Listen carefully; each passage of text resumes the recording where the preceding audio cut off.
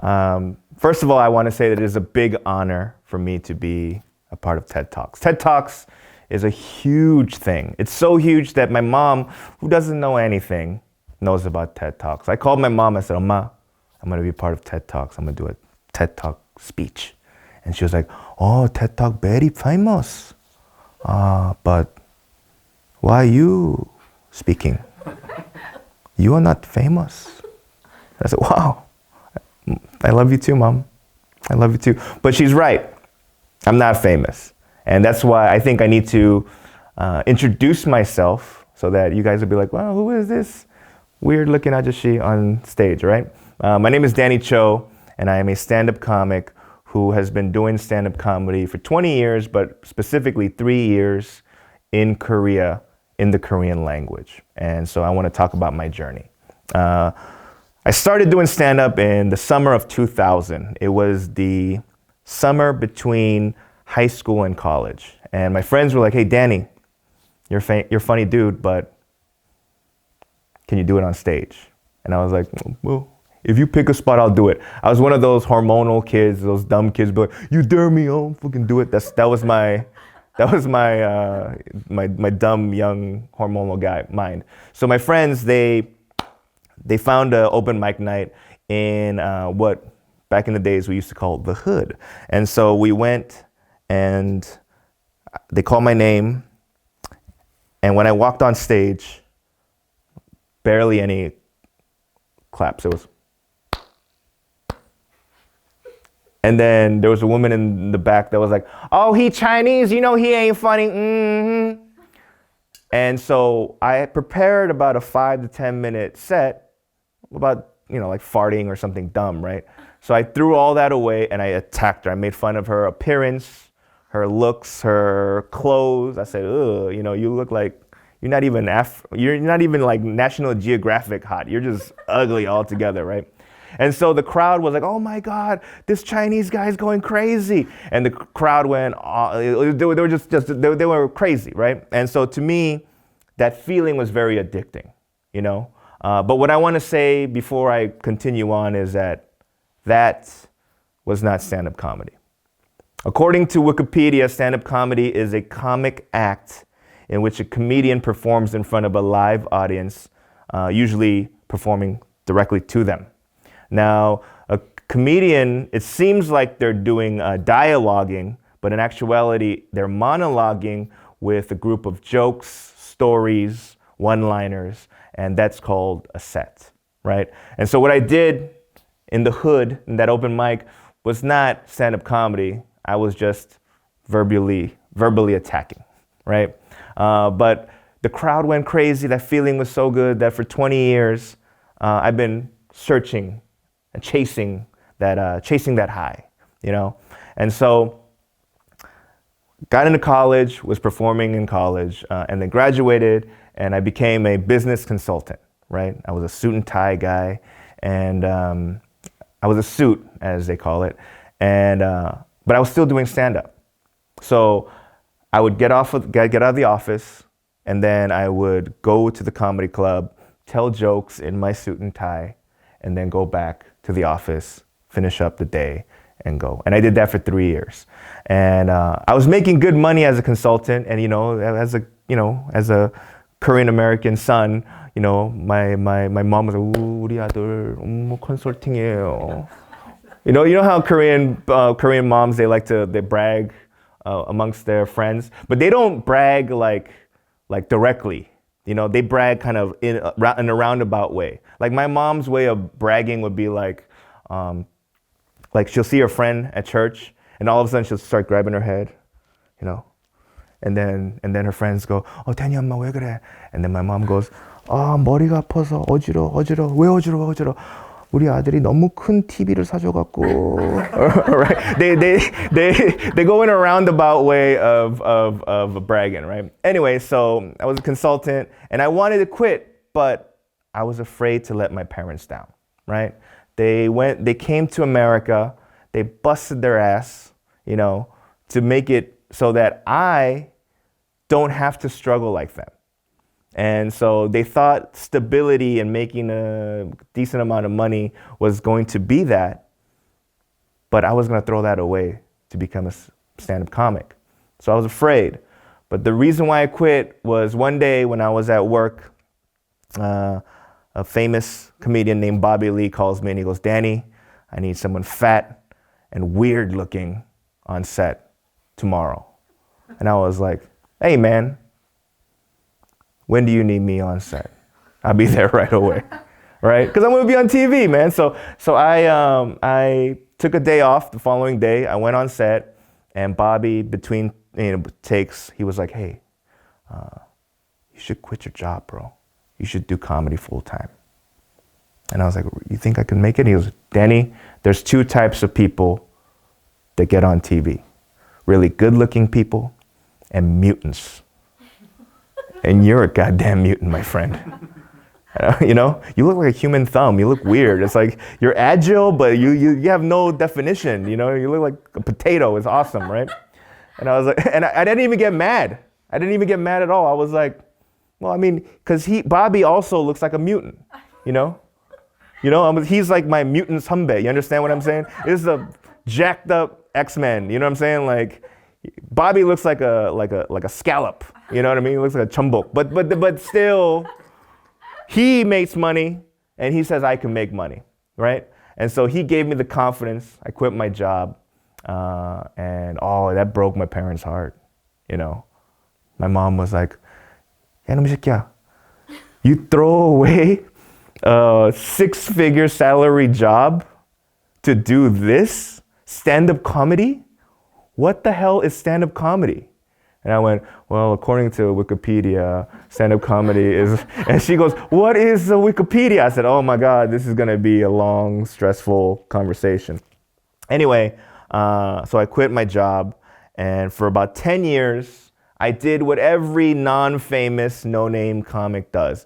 We perform in all the hell gigs you can think of, right? So from college gigs you think are fun, but sometimes, think about it. I'm in a cafeteria at noon where people don't know that there's a comedy show going.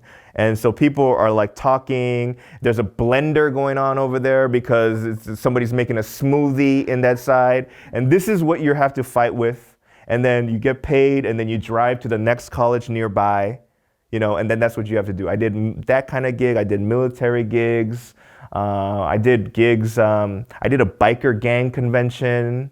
You know, and on top of that, like I performed all over the world, but not in like theaters or comedy clubs.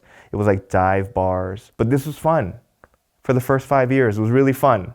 You know, sleeping in hostels, hotels, cars, trains, sleeping on friends' couches.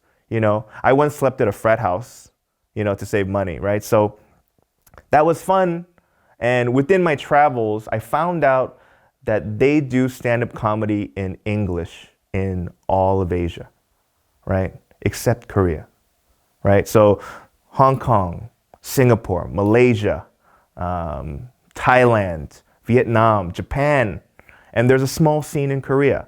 So 9 years ago, I came to Korea for the first time in my life, and I did a 5-city stand-up tour in English for expats and English teachers and other people that just don't know what to do with their lives. They were there, and so I was telling jokes for them, and it was a great time. I love Korea. Food was great. Got drunk. You know, women were pretty. It was awesome, right? And then one of my friends, he's one of my closest friends. His name's Big Phony. He's a singer-songwriter. Big Phony goes, "Hey man, wouldn't it be great if you can bring stand-up comedy to Korea and do it in Korean?" And I said, brother, we are way too drunk to have this conversation.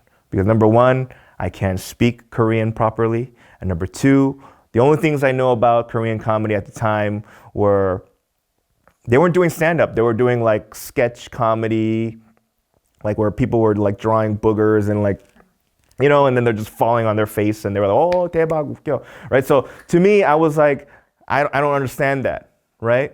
And I don't think the culture would understand stand-up. That's what I believed, right? And so again, I'm touring, but that was planted in my head. It might be cool if I can do stand-up in Korean. And then so for 10 years again, I was just kind of doing the same thing over and over again. I was making money, I was making a living, but I wasn't happy. I was starting to get angry and bitter that my career wasn't taking off. I wasn't getting famous like Bobby said I would be, right? So instead of being bitter, what I did was, you know what? I should make a drastic change. So I decided to move to Asia, and I was thinking originally, hey, for about 2 years, move to Korea, on the weekends, travel, go to Singapore, Hong Kong, India, wherever, and do stand-up. And then on the weekdays, just, do some random gig here and there, like English radio, whatever it is. That was my original plan. And so I get to Korea, and within the first month, boom, I did Guam, I did Saipan, I did Thailand, I was doing English gigs, I did gigs in English in Korea. And I was like, oh man, my plan's working. And I think I was happier, I was thinking about like new perspectives in life.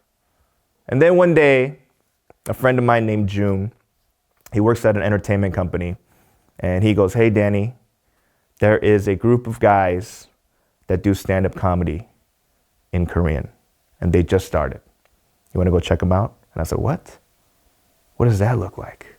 So next week, I go with June to the show, and there was about 10 people in the audience, and they were terrible. They were awful. The group, basically, the laughter you hear from the 3 people you see in this auditorium right now was louder laughter than what you heard back then, right? And so I told them, yeah, you guys are, but here's the thing, they just started stand-up. You can't do an hour set and have a Netflix special within 3 times of going up, And to them, their reference for stand-up was watching Netflix or YouTube with terrible subtitles. So things were being lost in translation. So they didn't really understand why that joke was funny, because they were at the mercy of whoever subtitled that project. And so I was like, hey man, Koreans have a word called konde, right? So I konde the hell out of these guys. I was like, hey man, the setup's too long. I said, back in my days, I wouldn't set up like this, and the punchline's weak, And so the group, the 4 guys are called Comedy Alive. They looked at me and they were like, ane. But in their eyes, they were talking, when you talk behind someone's back or in front of their face, but you're talking through their teeth, you go, right, like, so that's what they were doing. Right, so what I did was I saw that and I said, okay, hey, next week, I want to perform in Korean. And they're like, yeah, okay. And I think they were like, oh, like, yo, let's see if you can do it. You probably suck too, fool, right? So the next week I go, and long story short, I had a great set. Actually, it was the same feeling I felt 20 years ago where I was making fun of that woman. But this time I was actually doing stand-up comedy and in the Korean language. And the vibe of the place was so great that it kind of altered my plans. I wanted to come here for about 2 years just to kind of get new perspective and get the hell out of here. But after that day, I decided, hey, I want to help this stand-up comedy scene. And so from that day on, I was helping mentor the Comedy Alive guys. If they asked me, hey, Hyung, like, how do they do this? And I'd be like, I think you should probably hit that joke this way. And we started open mics, and 3 years have gone by, and within the 3 years, a lot of crazy things have happened, right? So within the 3 years, there's been 3 Korean language Netflix comedy specials that are out. There's about 35 comedians that have regular paid sets in Korea now. There's about 3 to 4 venues that do regular stand-up comedy. And KBS, they had one season of a show called Stand Up to showcase stand-up comedy on Korean national TV. And so I am fortunate that I could have helped all these projects, and I had a little hand in all of them, but I didn't do it alone. And what I wanted to say was, it was because of my connections in life that helped me accomplish all these things, right? So, for example, June, if it wasn't for June to take me to that crappy dive bar in Hongdae to see the Comedy Alive guys for the first time, I wouldn't be here, right? Without the Comedy Alive team trusting in me, believing in me, and making me like kind of their coach, right? I wouldn't be here, right? Without Bobby Lee saying, hey, you're a human thumb, stupid, you should quit your job and do stand-up comedy, I definitely wouldn't be here, right? And so what I want to tell all you guys listening is be nice to everybody you meet, because you never know who's going to help change your life, who's going to help your life. And yeah, that's how connections work. So thank you for your time. And I want to leave by saying, Oma, I'm still not famous, but I'm doing okay. Thank you very much.